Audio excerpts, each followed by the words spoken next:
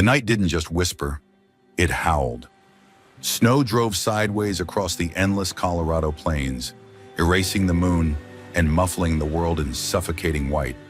The wind cut sharp as broken glass, and even the pine trees seemed to huddle together, bracing against the cold. Somewhere beneath that vast and merciless sky, Josie Bell stumbled forward, one hand clutching her swollen belly, the other clinging to the last ember of strength she had left. Every breath came like a blade against her ribs. Her lips had gone blue, her legs numb. Her husband was dead. The men who killed him hadn't chased her. They didn't need to. The storm, they figured, would finish the job. She fell once, then twice, each time slower to rise. Her vision dimmed. Snow clung to her lashes and hair. She didn't cry. There was no energy left for that, only the silent vow echoing in her heart. My baby will live. As darkness closed in and her body finally gave way, a shadow broke through the storm. Boots, a heavy coat, strong arms lifting her from the snow. Josie tried to speak, but her lips barely moved. Then the world went black, and the last thing she knew was the smell of smoke and the low, steady voice of a stranger murmuring something she couldn't quite hear.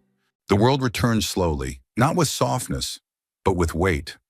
Josie stirred beneath heavy blankets. Her bones ached, her skin burned, and her belly felt tight and vulnerable. She shifted, disoriented. Warmth. There was warmth. For hours, maybe days, she had known only cold. Her eyes fluttered open to darkness broken only by the low flicker of firelight. Shadows stretched tall across rough log walls.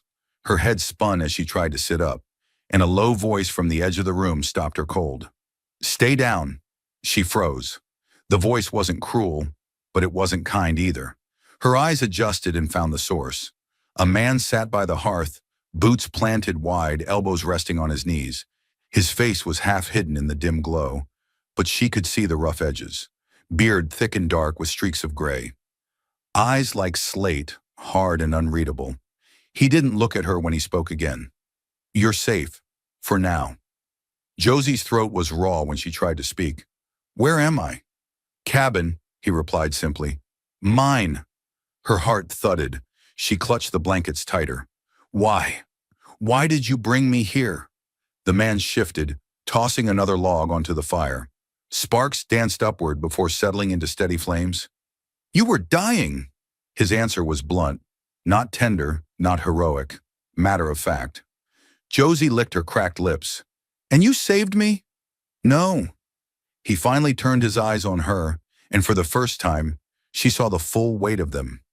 They weren't cruel, but they had seen cruelty.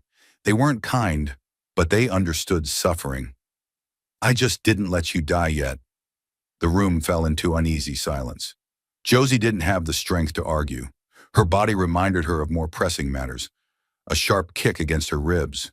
She flinched and instinctively pressed a hand to her stomach. The man noticed. His eyes dipped down and narrowed slightly. "How far along?" he asked. Josie hesitated. She wasn't sure why, but lying seemed pointless. "Almost 8 months," he grunted. "Figures." "Figures?" He leaned back, crossing his arms. "You're too light, too cold. Baby's probably the only reason you held on this long." Josie absorbed that quietly.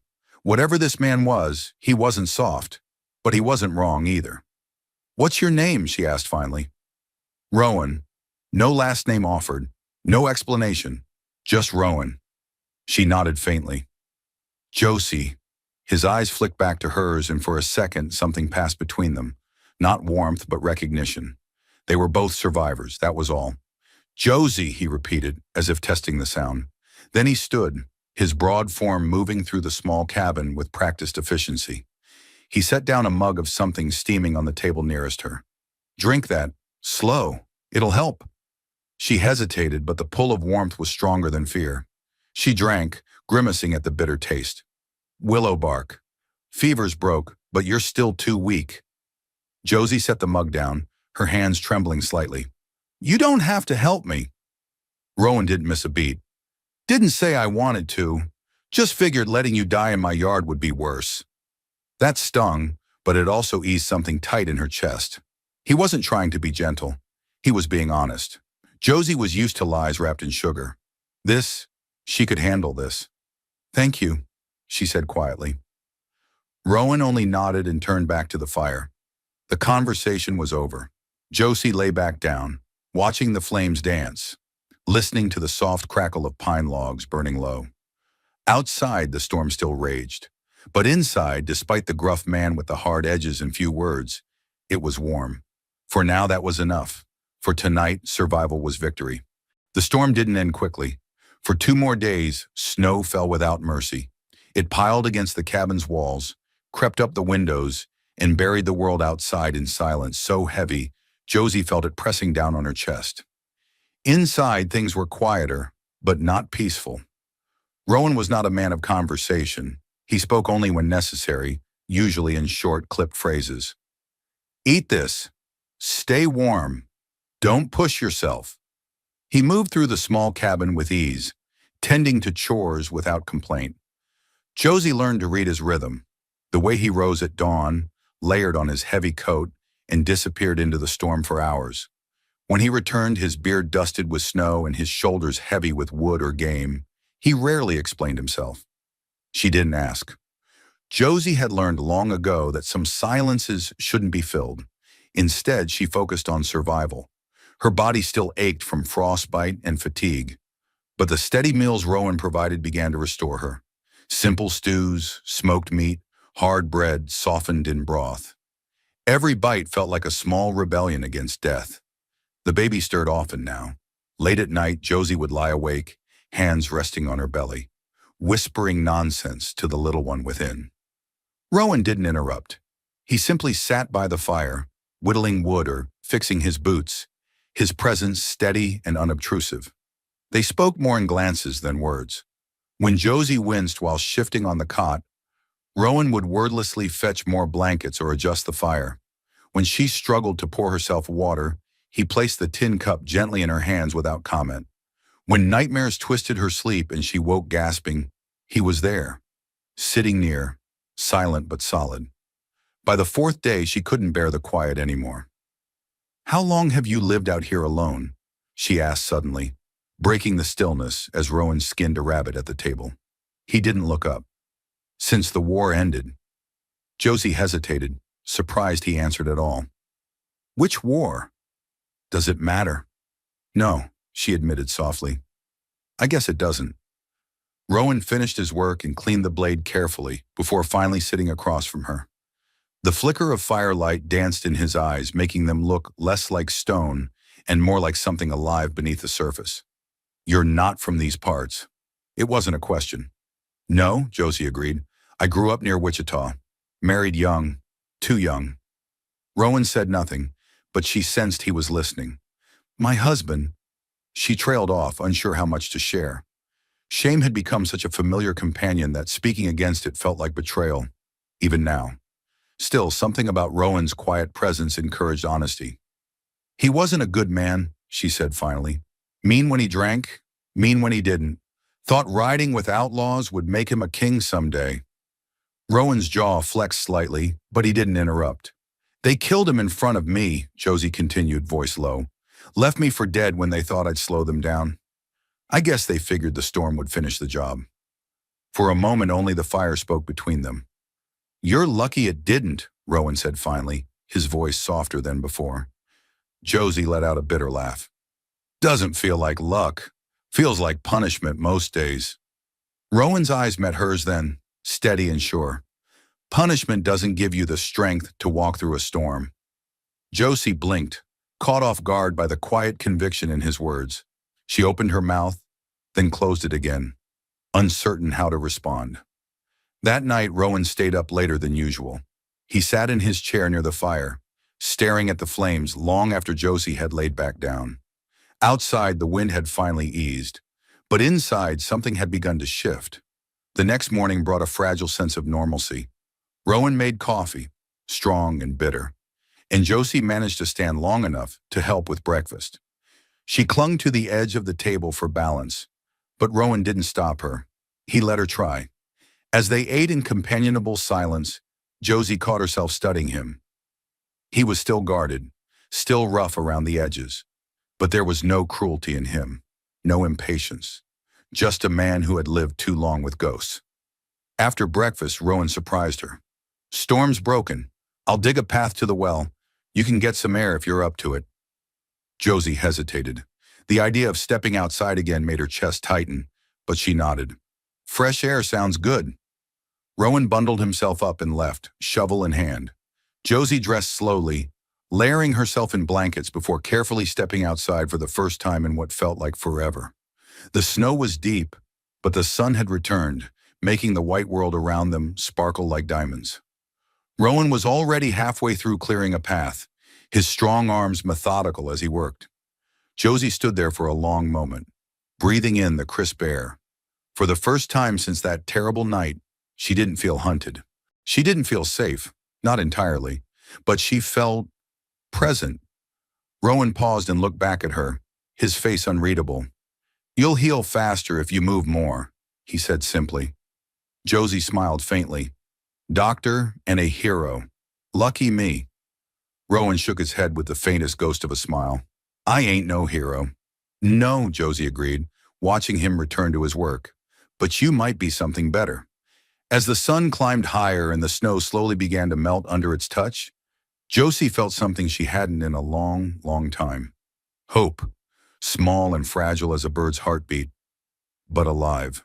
Days bled quietly into weeks. The snow retreated inch by inch, exposing the flattened grasses and brittle earth beneath. Saplings, once buried deep, reached timidly toward the pale sun. Inside the cabin, life settled into a rhythm so gentle it nearly disguised the sharp edges hiding beneath it. Josie woke each morning to the soft cries of the baby turning within her. She was growing heavier now, her hips aching as she shifted in the cot, and Rowan had taken to quietly leaving extra firewood stacked by the hearth before he left to check his traps. They spoke more now. Not much. Never much. But enough. Josie learned that Rowan Hale had once been a man people followed, a soldier during darker times, though he never said which war exactly. He spoke of it only once, when the wind was high and neither of them could sleep. "Men broke each other back then," he'd said softly, staring into the fire. "Some stayed broke after." Josie hadn't asked more. She knew the shape of that kind of pain. In return, Rowan never pried about her past unless she offered it. Their silences became a kind of shared language, a place where hurt didn't need to explain itself. But it wasn't just the past they shared anymore. In small ways, the man who had once seemed carved from stone began to soften. Josie caught him, once, carefully repairing the hem of a baby blanket she'd brought with her from the Howell house. The only thing they hadn't burned.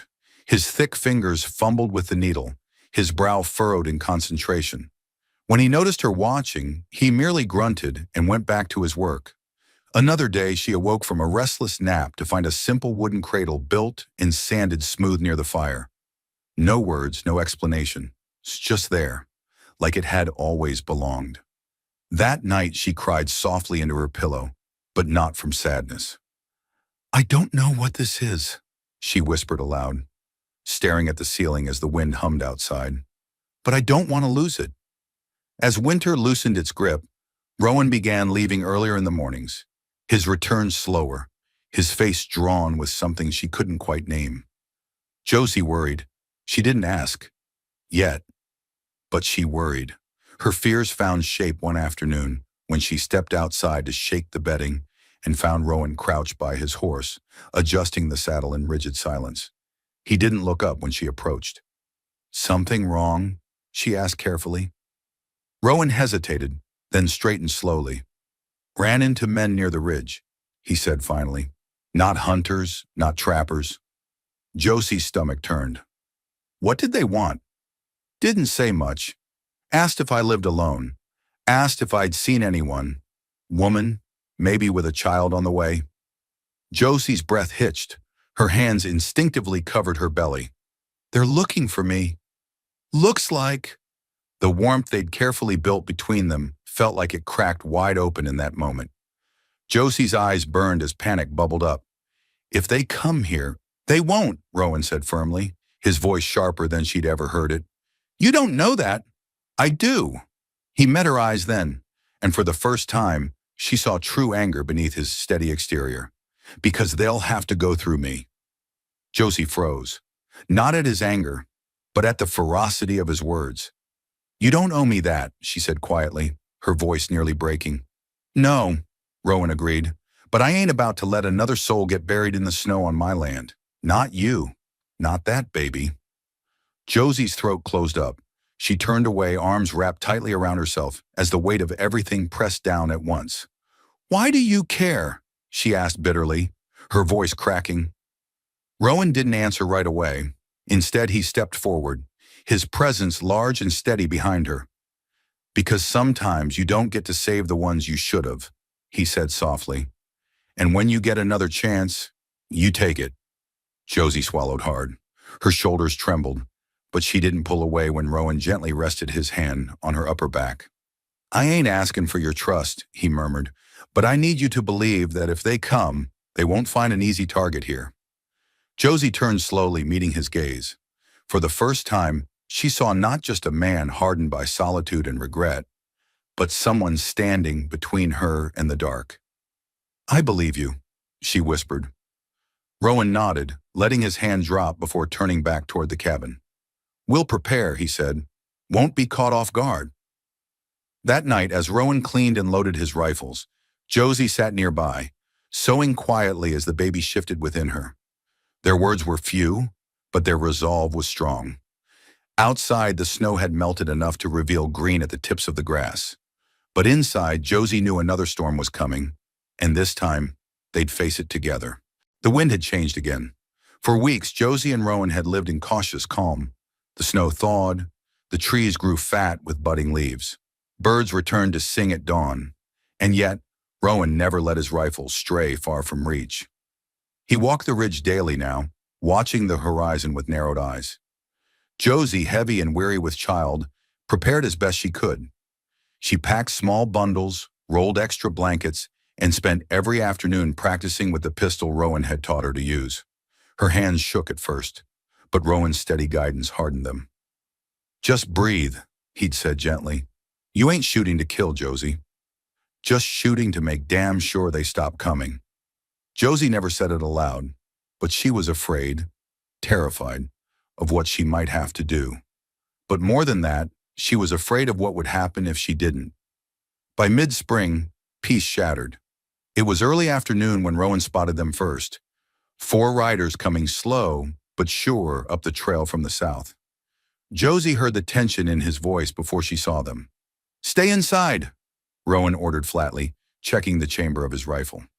Josie obeyed, pulling the curtains tight as she peered through the narrow slit between the rough cotton. The men were rough-cut and mean-looking, wearing dust-choked trail coats and guns strapped high on their hips. Their leader, a lean, sharp-jawed man with a sneer that came too easy, tipped his hat as they dismounted. Afternoon, the man drawled as Rowan stepped out onto the porch, rifle slung casually in his arms. Keep riding, Rowan said, voice low. Now that ain't neighborly, the man replied, gesturing to his companions with mock innocence. We came all this way looking for someone. Not here, Rowan answered without blinking. The leader smiled thinly. You sure about that? Pretty thing. Dark hair, about yay tall. He held up a hand lazily. Swollen belly. Word's out a widow ran off after some trouble west of here. Howell family's been talking plenty in Harrow Creek. They're mighty sore about their burned-out barn and their dead son. Rowan's jaw clenched. I said keep riding. The man's smile dropped. He took a step closer, his hand drifting near his belt. You hiding her, old man? Harboring a fugitive ain't wise out here. Law's thin. Accidents happen. Josie's pulse hammered as she crouched low behind the window.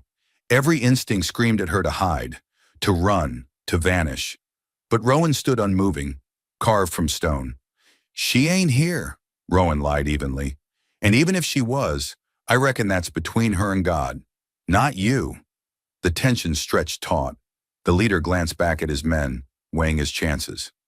Don't test us, Hale, he warned. We'll camp down by the creek tonight. Think it over. Sunrise, we come back, and you best have her ready to ride. Rowan didn't move as they mounted up again and rode off slow. Too slow. Their message left clear and ugly in the dust they kicked up. When they were gone, Josie pushed out the door, heart pounding. "You lied," she said breathlessly. "You told them I wasn't here." "Did," Rowan confirmed, already walking toward the barn to check supplies. "They'll know by morning," she pressed. "They'll burn this place down, just to smoke me out."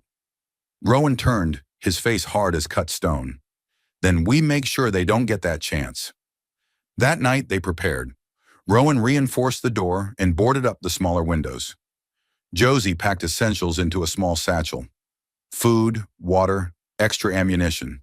She fed the fire and filled every oil lantern they had. As darkness fell, Rowan sat her down at the kitchen table and laid a pistol in front of her. "You know how to use it," he said softly. "You shoot only if they break through. Stay low. Keep the baby safe." Josie's fingers trembled as she picked it up, but she nodded. There was no room left for doubt. "Rowan," she whispered as he stood to make his rounds outside. He paused. "Why are you really doing this?" He turned slowly, eyes shadowed in the lamplight. "Because no one came when my wife begged for help. No one came when my boy burned with fever and I wasn't there. This time someone comes, even if it's just me." Josie couldn't speak. Instead, she stood and crossed the small space between them, resting her forehead gently against his shoulder. Rowan didn't pull away. For a long, fragile moment, they simply stood there. Two broken souls clinging to something neither dared name. Dawn came cold and mean. Josie stood ready by the hearth, pistol tight in her grip, her belly heavy with new life. Rowan was outside, hidden behind stacked wood and brush, rifle aimed at the ridge. The riders came as promised, loud, cocky, careless. But Rowan Hale was not careless, and he was no stranger to blood. The first shot cracked the morning wide open. The leader fell from his horse, shoulder torn open. The others scrambled, firing wildly. But Rowan stayed hidden, picking them off one by one with brutal precision. Josie flinched with every shot, praying over and over for it to end. And finally it did. Silence settled again. When Rowan returned to the cabin, his face was tight, but his hands were steady. "It's done," he said simply. Josie dropped the pistol and rushed to him, pressing her hands against his chest, needing to feel him alive. He caught her gently, his head lowering until their foreheads touched. "You're safe," he murmured. "It's over." But as Josie wept in relief, a sharp pain twisted through her belly, pulling her breath away. Rowan felt it immediately. "Josie!" Her face went pale. Her knees buckled. "The baby," she gasped. "It's time." The world narrowed to pain. Josie barely felt Rowan's arms as he lifted her from where she collapsed near the hearth. The pistol clattered forgotten to the floor as her vision swam with white-hot agony. "The baby," she gasped again, clutching her belly. "It's coming." "I know." Rowan's voice was calm, but there was steel beneath it. He didn't waste words, didn't show panic. He moved. Within moments, Josie found herself lying on the bed, her legs propped, every blanket in the cabin piled beneath and around her. The fire roared, Rowan having fed it to chase back every scrap of cold from the room. He knelt beside her, wiping sweat from her brow with a rag that had once been clean. His hands, rough from years of work and weather, moved with surprising gentleness. Josie gripped his wrist tightly, her nails digging into his skin. "I can't." "You can," Rowan said simply, "and you will." Lightning cracked through her body. She screamed, a raw, primal sound that echoed through the small cabin and out into the wilds. The storm outside had long passed, but inside a tempest raged hotter than fire. "Push, Josie, that's it. You're strong." His voice was a rope, and she clung to it as wave after wave tore through her. Time lost meaning. There was only pain and Rowan's steady presence, grounding her like an anchor in a furious sea. Tears streaked her cheeks. She thought she might break apart. And then, mercifully, the pressure shifted. A sound cut through the haze of agony, sharp, startling, a cry, high and fierce and alive. Josie sobbed with relief and disbelief all at once as Rowan leaned forward, his large hands gentle as he cleared the baby's tiny mouth and wrapped the small, wriggling form in a clean towel. "It's a girl," he said softly, his rough voice breaking just slightly. Josie laughed and wept all at once, holding out her trembling arms as Rowan placed the newborn against her chest. The child rooted instinctively, her skin flushed and warm against Josie's sweat-soaked body. She stared down at her daughter, overwhelmed by a flood of love so intense it stole her breath. "Rose," she whispered, barely able to say the name. "Your name is Rose." Rowan smiled faintly from where he crouched, but Josie could see the exhaustion in his shoulders and eyes. She knew he hadn't slept in nearly 2 days, between preparing for the attack, defending them, and now this. "Thank you," Josie murmured, her voice hoarse but full of emotion. "I couldn't have done this without you." Rowan shook his head slightly, brushing damp hair from her forehead. "You did this," he said quietly. "You and her." Josie didn't argue, but she knew the truth. Without Rowan Hale, they wouldn't have survived. Not the winter, not the guns, not even the birth. She watched him as he cleaned up, quietly discarding bloodied cloth and washing his hands in the basin. There was care in every movement, despite how bone-tired he clearly was. And in that quiet, something shifted again between them. It wasn't dramatic. There were no confessions or grand gestures. But when Rowan finally sat down in the rocking chair beside the bed, the baby sleeping soundly in Josie's arms, he let his guard drop for the first time. "I lost mine during winter," he said softly, eyes distant. "Wife caught sick. Boy too. I was trapped in town. Blizzard kept me from getting back in time." Josie listened quietly, heart aching. "They didn't make it," Rowan continued. "By the time I got home, there wasn't nothing left but the cold." He didn't cry. He didn't need to. The pain lived in every word. "I left the world after that," he said, eyes finally meeting hers. "Didn't see much point in anything. Until you." Josie swallowed thickly, tears slipping free again. "Rowan, you and her," he nodded toward Rose. "You reminded me what it is to have something worth fighting for again." Josie felt her heart expand painfully, too full of gratitude and sorrow, and something tender she hadn't dared believe in for years. "Do you want to hold her?" she asked softly. Rowan hesitated, as if afraid to say yes, but eventually nodded. Josie shifted carefully, placing Rose into his large, calloused hands. He held the child awkwardly at first, his expression almost terrified. But as Rose yawned and snuggled into his chest, something broke wide open in him. He smiled, really smiled, not faintly or politely, but fully with light in his tired eyes. "Hello, little one," he murmured. "You're tougher than you look." Josie watched them, her heart swelling. The fire crackled softly, and outside the prairie was quiet, the grass swaying gently in the breeze.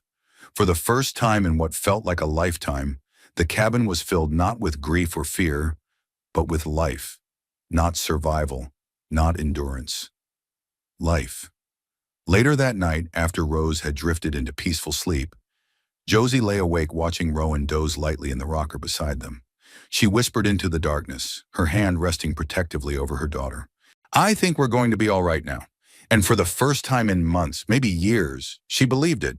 Morning came gentle, as if the world itself understood that something sacred had taken root in the quiet cabin. The sunlight spilled soft and golden through the cracks in the wooden walls, dust motes dancing lazily in its warm glow. Josie woke first. Rose lay nestled beside her, tiny lips moving in dreams. A fist curled tight near her face. The sight sent a fresh wave of emotion through Josie's chest. She sat up slowly, feeling the familiar dull ache in her body. But unlike the deep, raw pains she'd known these past months, these were signs of new life, healing life. Rowan was still asleep in the rocker, arms crossed, head tilted back slightly. He looked younger in sleep, as though the weight he always carried slipped from his shoulders for a few precious hours. Josie stared at him for a long while, thinking about the strange twist of fate that had brought them here. Her hand brushed over Rose's soft hair. Then carefully she rose, wrapped the baby tight, and stepped outside into the morning light. The prairie stretched wide and endless before her, but it no longer felt cold or hostile. Birds called from the trees, and the grass swayed gently with the breeze. There was life everywhere, and for the first time in forever, Josie didn't feel apart from it. She heard Rowan step out behind her, boots scraping softly across the porch. "You should be resting," he said, voice husky with sleep. Josie turned, smiling faintly. "I've rested enough." Rowan approached slowly, his eyes falling naturally to Rose in her arms. A smile ghosted across his lips. "She's got your stubbornness," he said quietly. Josie laughed softly. "And your scowl." Rowan gave a low chuckle, real, warm, and for a moment they simply stood together, sharing the dawn. After a while, Rowan's face grew serious. "I've been thinking," he began carefully, his eyes never leaving Rose. "Winter's over. Snow's gone. You could head east come summer. Go somewhere safer. Start fresh in a real town." Josie stared at him, caught off guard by the suggestion. "You're saying we should leave?" "No," Rowan said, finally meeting her eyes. "I'm saying you could leave, if you wanted. I'd understand." Josie held his gaze, her chest tightening painfully. He meant it, truly meant to let them go if that's what she chose. But leaving this cabin, this quiet life, this man who had saved her not just from the cold and her enemies, but from herself, leaving the only place that had ever felt like hers, truly hers. "No," she said softly but firmly. Rowan blinked. "No?" Josie stepped closer until there was only a breath between them. "This is where Rose belongs, where I belong. I don't want to run anymore, Rowan. I'm tired of running." Rowan's jaw worked, emotion flickering behind his rough exterior. "And what about me?" he asked quietly, vulnerable in a way she had never seen. Josie smiled gently, lifting a hand to rest against his cheek. "You belong with us, if you want to." Rowan didn't speak. He didn't need to. He leaned down and kissed her. Softly, reverently. The kind of kiss that didn't promise forever, but something deeper. The promise to stay, to try, to choose this. When they parted, Rowan exhaled slowly, eyes bright with unshed emotion. "Looks like I got myself a family after all," he murmured. Josie's throat tightened. "Looks like..." They spent the day together, fixing what the fight had broken. The fence was mended. The horses fed and brushed. Rowan even carved Rose's name above the doorframe, the letters rough but proud. That evening, as the sun bled out over the hills and dusk settled softly around them, they sat on the porch as a family. Rowan held Rose in his arms while Josie leaned against his side, head resting on his shoulder. The prairie sang around them, insects humming, wind whispering through tall grass, life moving on. "Think we'll ever see them again?" Josie asked quietly, her thoughts drifting back to the men from Harrow Creek. Rowan shrugged, adjusting Rose gently as she slept. "Maybe, maybe not, but they won't find what they're looking for anymore." Josie frowned slightly, confused. "What do you mean?" Rowan's lips quirked into a soft smile as he pressed a kiss to Rose's forehead. "They came hunting for a scared widow and a dying outlaw. They didn't get that. Not anymore." Josie understood then. Out here, against all odds, they had rewritten their story. No longer hunted, no longer broken, just a man, a woman, and a child, a family. As darkness fell and stars blinked quietly into the velvet sky, Josie felt the weight of her past ease from her shoulders. She wasn't running anymore. She wasn't hiding. She was home. And in Rowan's steady arms and Rose's peaceful breath, she had found something she never thought she'd claim again. Not survival, not escape, but life and love, simple, fierce, forever. And so, in a world carved by hardship and stitched with quiet acts of love, Josie, Rowan, and little Rose chose to stay. Not as survivors, but as a family. Their story wasn't born in thunder, but in whispers and steady hands that refused to let go. But what about you? Do you believe true family is something we find, or something we build, one hard-earned day at a time? Tell us in the comments below. Would you have stayed and fought like Josie and Rowan, or left the past behind and started fresh elsewhere? Your thoughts make this story come alive, so don't be shy. Share them with us.